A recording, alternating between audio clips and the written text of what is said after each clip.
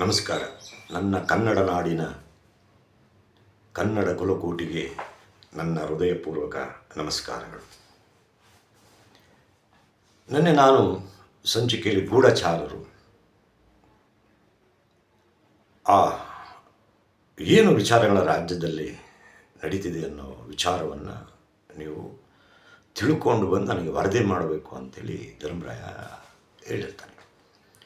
ಭೀಮನು ಹೇಳಿರ್ತಾನೆ. ಭೀಮನು ಕೋಪದಿಂದ ಹೊರಟೋಗ್ತಾನೆ. ಏನು ಈ ಥರ ಆಗೋಗ್ತಿದೆಯಲ್ಲ, ಅಣ್ಣ ನಾನು ಬೈದ್ಬಿಟ್ನಲ್ಲ ಅಂತೇಳಿ ಅವನು ಬೇಸರದಿಂದ ಅವನು ಹೋಗ್ತಾನೆ. ಸರಿ, ಗೂಢಚಾರರು ಧರ್ಮರಾಜನ ಹತ್ರ ಬರ್ತಾರೆ. ಧರ್ಮರಾಜನಿಗೆ ಕೆಲವು ವಿಚಾರಗಳನ್ನು ತಿಳಿಸ್ತಾರೆ, ಹೋಗ್ತಾರೆ. ಇನ್ನೊಂದು ಸ್ವಲ್ಪ ಹೊತ್ತು ಅಂದರೆ ಗೂಢಚಾರರು ಹೇಳಿ ಹೋದ ತಕ್ಷಣ ಇನ್ನೊಬ್ಬ ಗೂಢಚಾರ ಬರ್ತಾನೆ. ವಿಚಾರನ ಒಂದು ಹೇಳಿ ಹೋಗ್ತಿರ್ತಾರೆ. ಆದರೆ ಗೂಢಚಾರನ ಮುಖ್ಯಸ್ಥನಾಗಿರ್ತಕ್ಕಂಥ ಪ್ರಚೇತಸೇನನನ್ನು ಎಲ್ಲ ಗೂಢಚಾರರು ಭೇಟಿಯಾಗಿ ನಡೆದಂಥ ವಿಚಾರವನ್ನೆಲ್ಲ ಆ ಮುಖ್ಯಸ್ಥನಿಗೆ ಹೇಳ್ತಾರೆ, ಪ್ರಚೇತಸೇನನಿಗೆ ಹೇಳ್ತಾರೆ. ಸರಿ ಆಯಿತು. ಧರ್ಮರಾಜ ಹೇಳ್ತಾನೆ, ನಾಳೆ ರಾಜ್ಯಸಭೆಯಲ್ಲಿ ನಮ್ಮ ರಾಜ್ಯದಲ್ಲಿ ಏನೇನು ನಡೀತಾ ಇದೆ, ಏನೇನು ಅನ್ಯಾಯ ಆಗ್ತಿದೆ, ಅದನ್ನು ನೀನು ಬಂದಲ್ಲಿ ರಾಜ್ಯಸಭೆಯಲ್ಲಿ ಹೇಳಬೇಕು. ಎಲ್ರಿಗೂ ಗೊತ್ತಾಗಬೇಕು, ಎಲ್ರಿಗೂ ಜ್ಞಾನ ಬೇಕು, ಅದನ್ನು ನಿಲ್ಲಿಸೋದಕ್ಕೆ ಪ್ರಯತ್ನ ಮಾಡಬೇಕು. ನಾಳೆ ಬಂದು ನೀನು ರಾಜ್ಯಸಭೆಯಲ್ಲಿ ಹೇಳಬೇಕು, ನಮ್ಮ ರಾಜ್ಯದಲ್ಲಿ ಏನೇನು ಆಗ್ತಾ ಇದೆ, ಏನೇನು ಅನ್ಯಾಯ ಆಗ್ತಿದೆ, ನಮ್ಮ ಪ್ರಜೆಗಳು ಯಾವ ದಾರಿಗೆ ಹೋಗ್ತಿದ್ದಾರೆ, ಯಾವ ಮಟ್ಟಕ್ಕೆ ಹೋಗ್ತಾ ಇದ್ದಾರೆ ಅಂಥೇಳಿ ಹೇಳಬೇಕು ಅಂತ ಹೇಳ್ತಾನೆ. ಆಯಿತು ಮಹಾಸ್ವಾಮಿ ಅಂತ ಹೇಳಿ ಅಲ್ಲಿಂದ ಹೊರಡ್ತಾರೆ. ಇಲ್ಲಿ ಒಂದು ಸಣ್ಣ ಕಥೆ ಹೇಳ್ತೀನಿ, ಆಸೆ ಅಂದರೆ ಎಷ್ಟು ಇದೆ ಅಂಥೇಳಿ. ಇಬ್ಬರು ಸ್ನೇಹಿತರಿರ್ತಾರೆ, ಒಬ್ಬ ಬಡವ, ಒಬ್ಬ ಶ್ರೀಮಂತ. ಇಬ್ಬರು ಪ್ರಾಣ ಸ್ನೇಹಿತರು ಅಂದರೆ ಅಷ್ಟಿಷ್ಟು ಪ್ರಾಣ ಸ್ನೇಹಿತರಲ್ಲ. ಒಂದು ದಿನ ಇವರು ದಿನ ಭೇಟಿ ಆಗ್ತಾರೆ. ಇಬ್ಬರು ದಿನ ಭೇಟಿ ಆಗ್ತಾರೆ.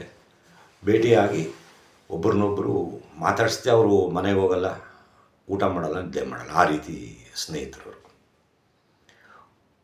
ಒಂದು ದಿನ ಶ್ರೀಮಂತ ಬಡವನಿಗೆ ಸಿಗೋಲ್ಲ, ಅವನು ಸಿಗೋದಿಲ್ಲ. ಒಂದು ದಿವಸ, 2 ದಿವಸ, 3 ದಿವಸ ಆದರೂ ಆ ಶ್ರೀಮಂತ ಸ್ನೇಹಿತ ಈ ಬಡವನ ಕೈಲಿ ಸಿಗೋದಿಲ್ಲ.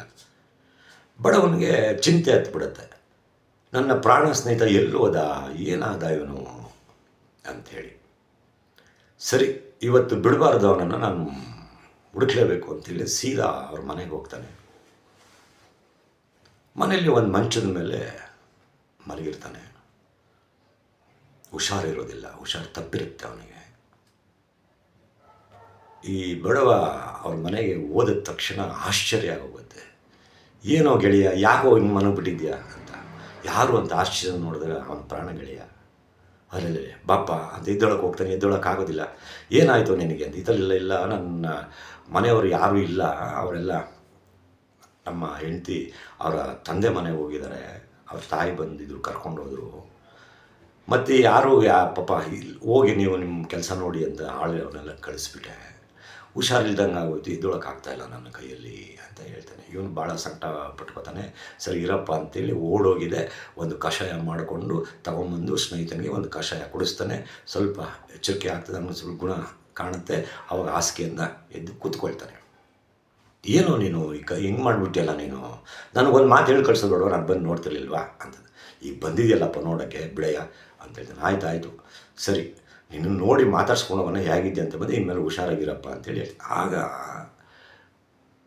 ಶ್ರೀಮಂತ ಬಾರೋ ಇಲ್ಲಿ ಎಲ್ಲೋ ಓಡೋಗ್ತೀವಿ, ಬಾರೋ ಇಲ್ಲಿ. ಅದೇನೋ ಜಮೀನು ಬೇಕು ಅಂತ ಕೇಳಿದ್ದಲ್ಲೋ, ಏನೋ ಮಾಡ್ಕೊಂಡೆ ಅಂತ. ನೀನು ಹುಷಾರಾಗಿ ಬಾರಪ್ಪ. ನೋಡಲೇ ಆಗಲೇ ನಾನು ನಿನ್ನ 1 ಎಕರೆನ ಬರೆದು ಕೊಟ್ಟುಬಿಟ್ಟಿದ್ದೀನಿ, ಬರೆದು ಇಟ್ಟುಬಿಟ್ಟಿದ್ದೀನಿ ಅಲ್ಲಿ. ಮೊದಲು ಒಂದು ನಿಮಿಷ ಅಂತೇಳಿ ಬಾಯಿಲಿ ಅಂತೇಳಿ ಅವನ ಸಹಾಯ ತಗೊಂಡು ದೇವ್ರ ಮನೆ ಹತ್ರ ಹೋಗಿ ಪತ್ರ ಬರೆದಿದ್ದನ್ನು ತಂದು ಇವನ ಬಡವನ ಕೈಲಿ ಕೊಡ್ತಾನೆ. ನೋಡಪ್ಪ, ಇದು 1 ಎಕರೆ ನಿನಗೆ ಕೊಟ್ಟಿದ್ದೀನಿ, ಸುಖವಾಗಿರು.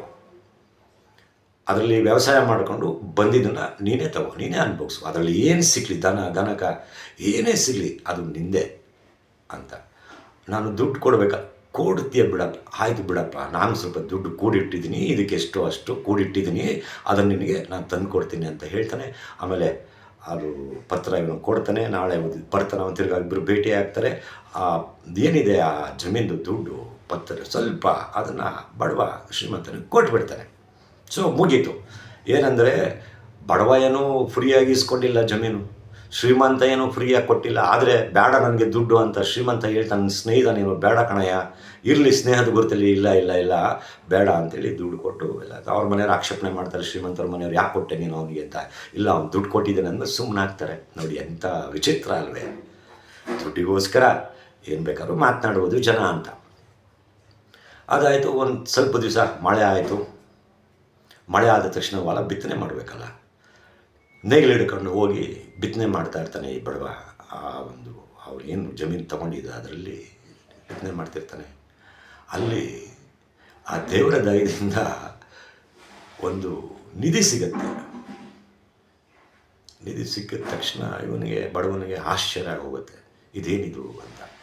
ಇವ್ರ ಮನೆಯವ್ರು ಹೇಳ್ತಾರೆ, ನೋಡಿ ನಮಗೆ ನಿಧಿ ಸಿಗಿದೆ, ನಿನ್ನ ಸ್ನೇಹಿತ ಇದ್ದಾರಲ್ಲ ಅವನಿಗಿನ್ನ ಶ್ರೀಮಂತರಾಗೋಗ್ತೀವಿ ನಾವು, ಎತ್ಕೊಂಡಿದ್ದೀರಿ ಮನೆಗೆ ಹೋಗೋಣ ಅಂತ ತನ್ನ ಹೆಂಡತಿ ಹೇಳ್ತಾಳೆ.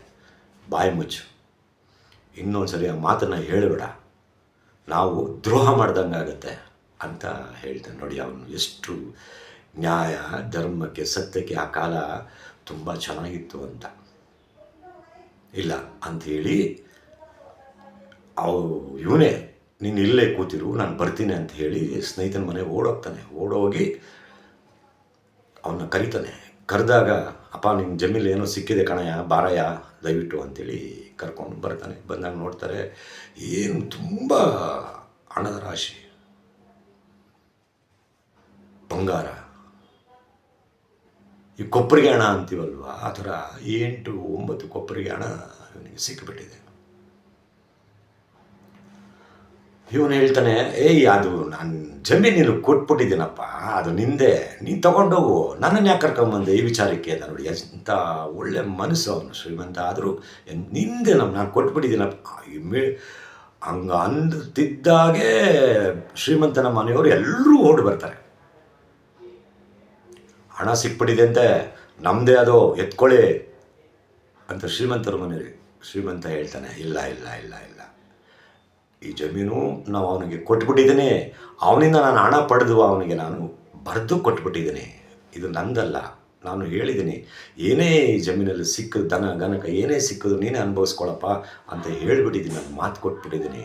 ನನ್ನ ಸ್ನೇಹಿತ ಅವನು, ಹೀಗೆಲ್ಲ ನಾವು ಮೋಸ ಮಾಡಬಾರ್ದು ಅಂತ.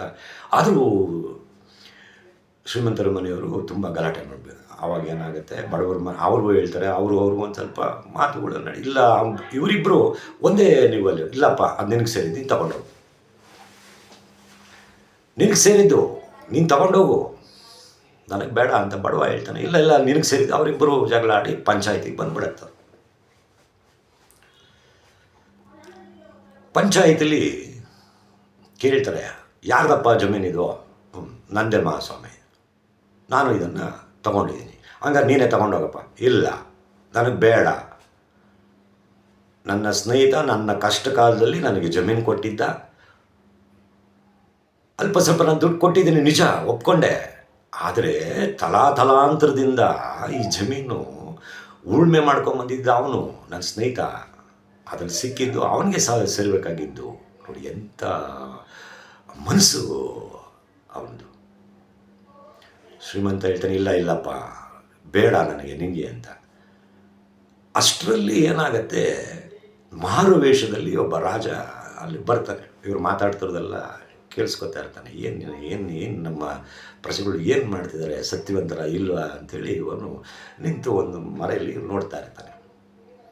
ಇವ್ರು ಬೇಡ, ನೀನು ಬೇಡ, ನಾನು ಬೇಡ ಅಂತ. ಆಮೇಲೆ ಪಂಚಾಯತರು ಏನು ಮಾಡಬೇಕು, ಇವ್ರು ಏನು ಬುದ್ಧಿ ಹೇಳಬೇಕು, ಇಲ್ಲ ನಮಗೆ ಕೊಟ್ಬಿಡಲೇ ಅಂತ ಪಂಚಾಯತರು ಹೇಳ್ತಿರ್ತಾರೆ. ಇಲ್ಲ ನಿಮ್ಗೆ ಯಾಕೆ ಕೊಡಬೇಕು, ಅದು ಅವ್ರಿಗೆ ಸೇರಿದ್ದು ಅಂತ ಆಗುತ್ತೆ. ಆಗ ಮಾರುವೇಷದಲ್ಲಿದ್ದಂಥ ರಾಜ ಅಲ್ಲಿ ಬರ್ತಾನೆ.